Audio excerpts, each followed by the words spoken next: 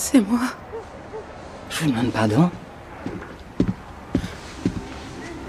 Vous vous souvenez plus de moi? C'est pas vrai, maman. C'est Heather.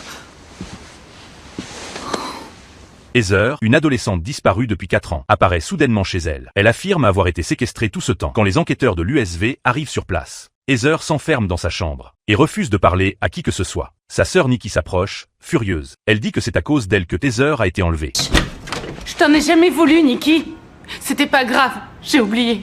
Il y a 4 ans, Heather a été assommée dans la rue. Quand elle s'est réveillée, elle s'est retrouvée allongée sur un sol en béton, complètement nue. Pendant 4 longues années, cet homme a forcé Heather à l'appeler père. Elle ne connaît donc pas son vrai nom, ni l'endroit où elle était retenue. La seule raison pour laquelle elle a réussi à s'échapper, c'est qu'un soir, il s'est saoulé et a oublié de verrouiller la porte. Quand vous a-t-il sexuellement agressé pour la dernière fois?